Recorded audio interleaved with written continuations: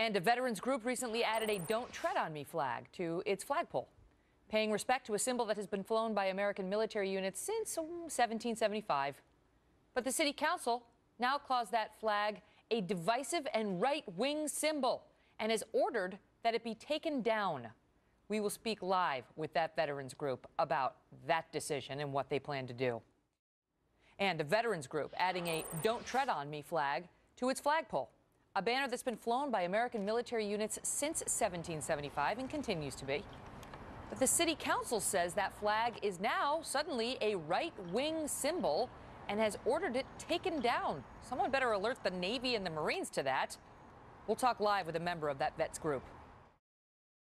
Also coming up, what would lead a city council to order a veterans group to take down a flag that has flown over military bases since 1775? We'll ask that vets group next, right after this break.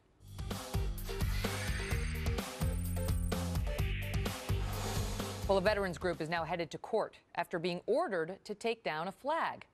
The Gadsden flag, known for its bright yellow background and "Don't Tread on Me" message, has been a patriotic symbol since the Revolutionary War. But some local lawmakers in New Rochelle, New York, just north of New York City, now say it's got to come down because it has occasionally been used by the Tea Party. Peter Parente is president of the United Veterans Memorial and Patriotic Association, and he is at the center of all of this because you're the man who dared fly this flag right underneath our American flag, as our Navy, Marines have been doing since 1775 and to this day continue to do.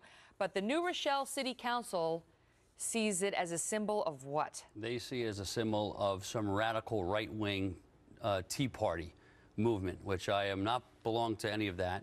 And the reason why we put that flag there is because it is a naval militia armory, which is only a few in the country, and probably one of the only few left in the country right now.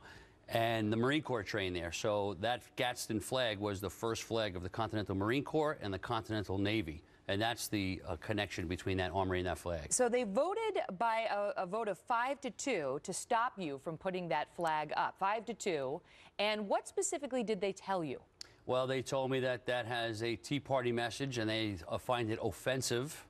And they thought they didn't, they took the flag down and confiscated it first.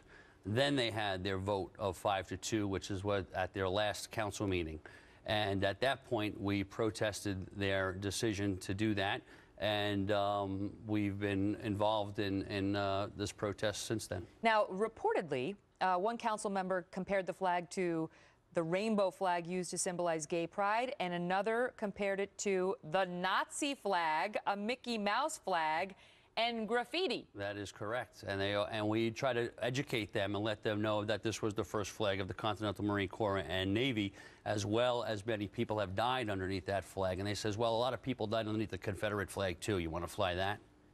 And that's their response to us. Is this a partisan thing? Is this a group of 5-2? Is it 5 Democrats versus 2 Republicans, since they believe this flag is associated with Tea Party principles? Absolutely. The city council, yes, ma'am. The city council is definitely the partisan vote.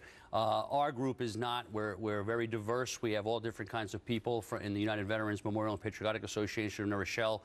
We are chartered to take care of the monuments and the memorials around the city. I do the Memorial Day Parade. I do a 9/11 service for the community, a vigil.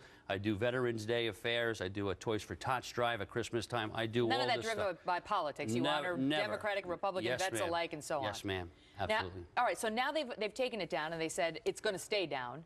Filing a lawsuit? I know the Thomas More Law Center stepped in to help you. Thomas More Law Center in Ann Arbor, Michigan has stepped up, and Richard Thompson has been a big advocate for us, and we're just waiting on word, but that's our next move is to do that. And the thing we want from the city is we want that flag back on that pole. That's the end story for us. How do you like your chances?